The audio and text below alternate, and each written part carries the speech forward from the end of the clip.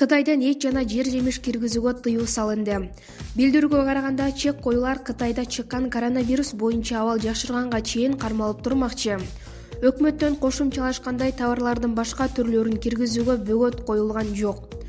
Кыргыз өкмөтү Кытайдан эт жана жер жемиштердин айрым түрлөрүн алып келүүгө тыюу салды. Бул тууралуу министрлер кабинетинин маалымат кызматынан кабарлашты. Билдирүүгө караганда, чек коюлар аталган өлкөдө чыккан коронавирус боюнча абал жакшырганга чейин кармалып турмакчы.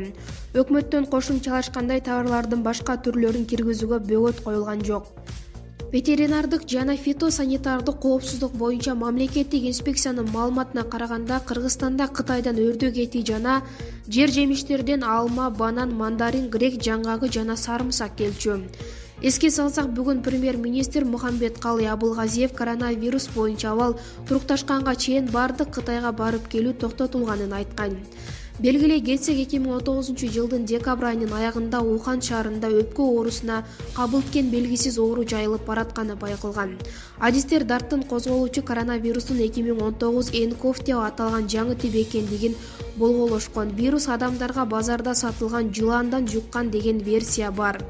Медиктер оору адамдан адамга жугарын айтышты. Кытайдан башка бир нече мамлекетте да бул ооруну жуктуруп алгандар каттала баштады. Буга байланыштуу дүйнөнүн ар кайсы өлкөлөрү аба майданындагы текшерүүнү күчөтүштү.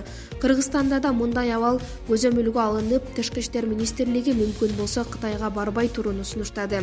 Эске салсак, акыркы маалыматтарга караганда, Кытайда чыккан коронавирус 2,18 миң адамга жугуп, 80 кишинин өмүрүн алды.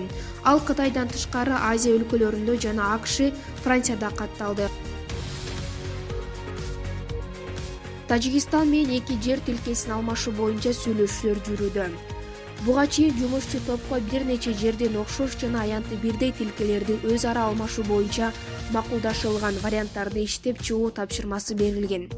Вице-премьер-министр Жеңиш Разаков Спутник Кыргызстан агенттигинин кабарчысына Тажикстан менен жер тилкелерин алмашуу боюнча сүйлөшүүлөрдүн жүрүшү тууралуу маалымат берди.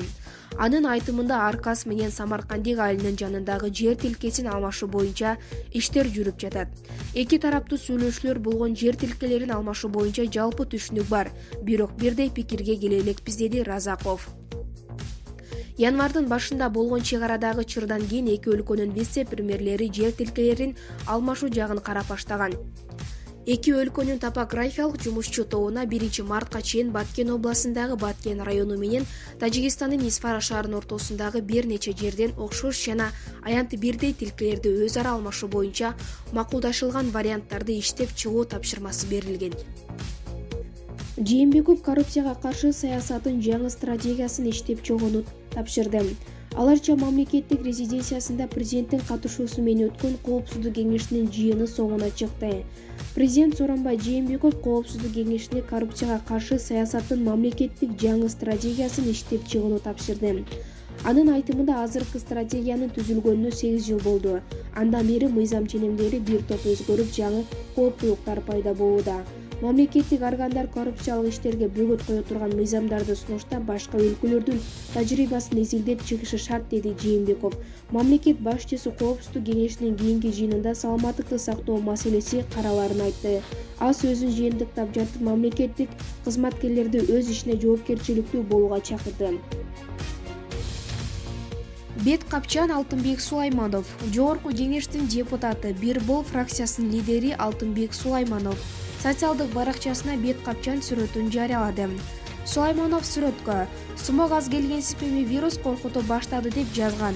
Сүрөткө эл ар түрдүү маселелерди жазып, талкуулап калууга да жетишкендигин көрүүгө болот. Эскерте кетсек, депутат сөз кылып жаткан коронавирустан 57 адам каза болуп, расмий маалыматтар боюнча 2000ден ашуун бул ооруну жуктуруп алган.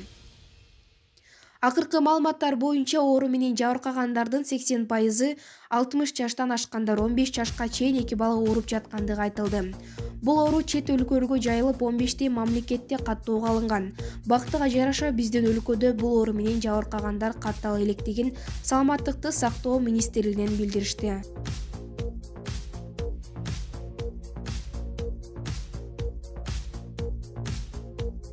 Айыл чарба, тамак аш өнөр жайы жана мелиорация министри Эркинбек Чодиев маанилүү жыйынды уктап жаткан видео тарады. Айрым маалыматтарга караганда бул видео Коопсуздук кеңешинин жыйынында тартылган айтылууда. Белгилей кетсек, 24 январда президент Сооронбай Жээнбеков кезектеги Коопсуздук кеңешинин жыйынын өткөргөн, анда мамлекеттик башчы бир катар атка минерлердин ишин сынга алган.